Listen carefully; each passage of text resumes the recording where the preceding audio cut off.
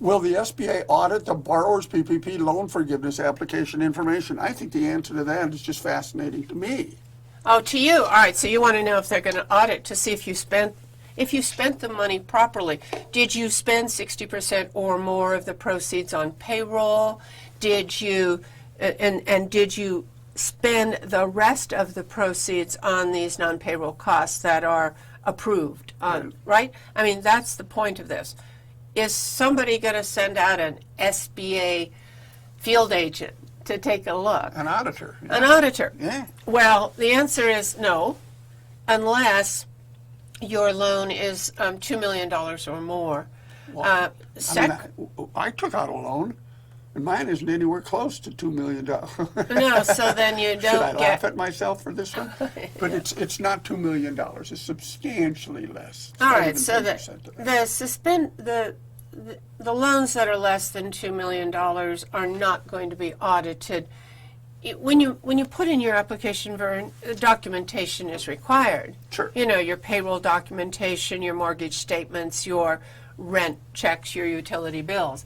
That's all required when you put in the application with the lender. Mm-hmm. Now, I suspect that's all going into SBA at the time, and we're signing under penalties of perjury that we spent the money, the borrower, that we spent the money properly. Well, I'm a small business, and so that says that I'm not going to be audited. How many do you think Well, how many will be audited? will be audited? All right. Do you estimate? Well, I know a number.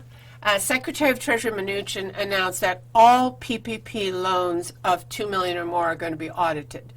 And I looked up, because this information is public, on loans above $150,000. It Yeah. is the person, the borrower's name, their zip code, and the amount they borrowed is posted on the SBA website if you're interested in seeing what the other people in your office building did. There are, as of June 30th, there were 30,000 loans above, at $2 million or above. Now, I don't know if SBA... How about below? You got any idea what the number is below that are not going to be Well, audited? I happen to know the number. No, really, I do, do you? because I read it yesterday. 5.2 million loans. 5.2. There were 5.2 million SBA loans Wow. issued by the August 8th date. They still had $130 billion left over from the funding on August 8th. They didn't, SBA didn't even give out all of the money because there weren't the applications that came in, for a variety of reasons. So 5.2 million loans, only 30,000 of them are 2 million or above. Now, there's a little distortion in those numbers because I looked at statistics as of June 30th, and really the program did not end until August 8th. But I don't believe there would be $2 million loans in that period. The big boys, as it were, the big boys who took out the big loans were quickly in on the first round of funding. So I don't think they came in on what turned out to be the very late round of funding. Does SBA discuss the home office, Sharon? Yes, they do. In this same question, they discuss it. SBA answers in an example. And so the example they use is a borrower works out of her home. I work out of my home.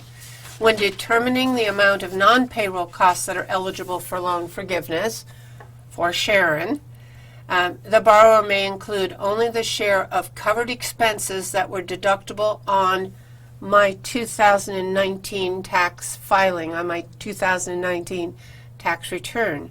So if I claimed home office in 2019, that share of mortgage interest or rent or utilities that showed up on my 2019 is available for forgiveness calculation in 2020 as we do the calculations.